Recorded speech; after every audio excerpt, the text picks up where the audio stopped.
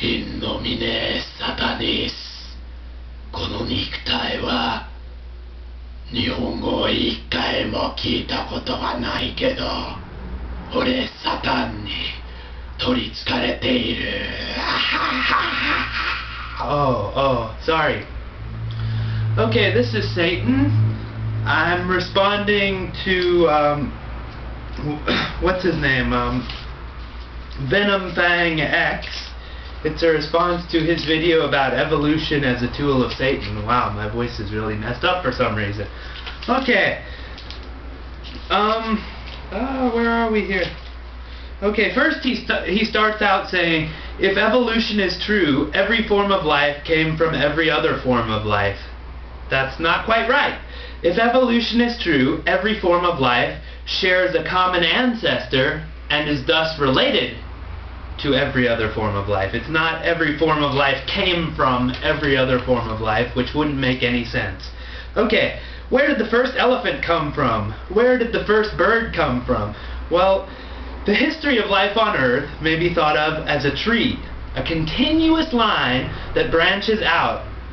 VenomFangX here begs the question of a discontinuous line with birds and elephants clearly marked out along that line.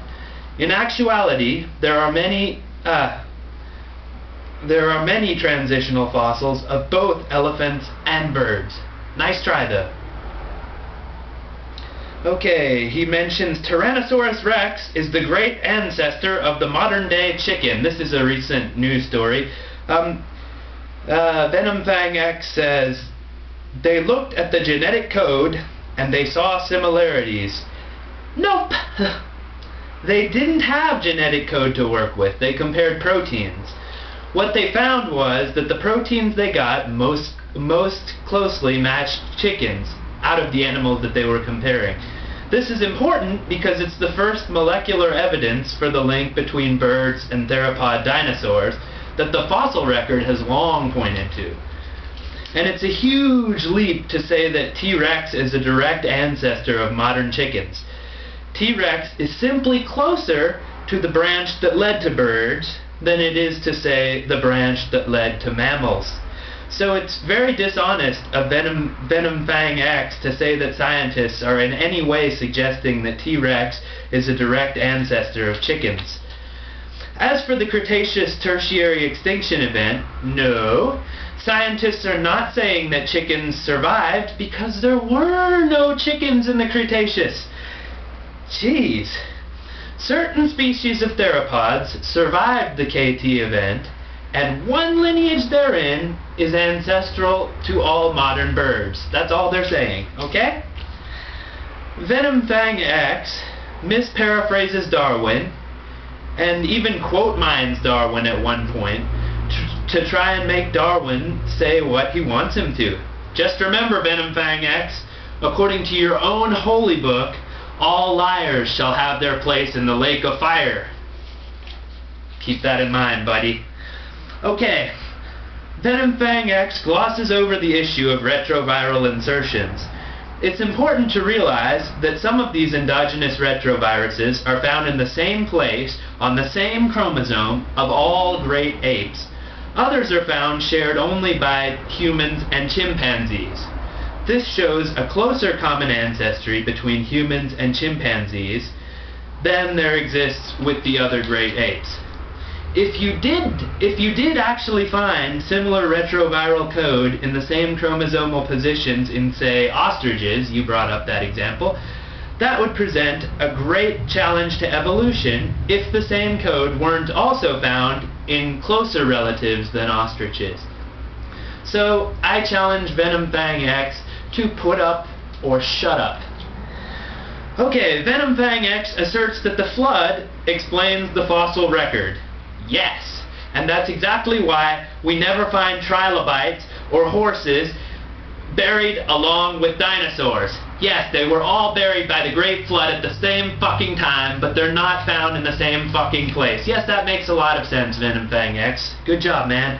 Okay, natural selection is not what VenomFangX described. Briefly, he defined natural selection as nature selecting the colors of his splotched cat because one parent was one color and the other was another color. This is total bullshit and proves that he knows exactly jack shit about evolution. Natural selection is the simple fact of some creatures reproducing more efficiently than others and thereby increasing their own allele frequencies in the total population. Mutation is what's important in conjunction with natural selection for us to see evolution.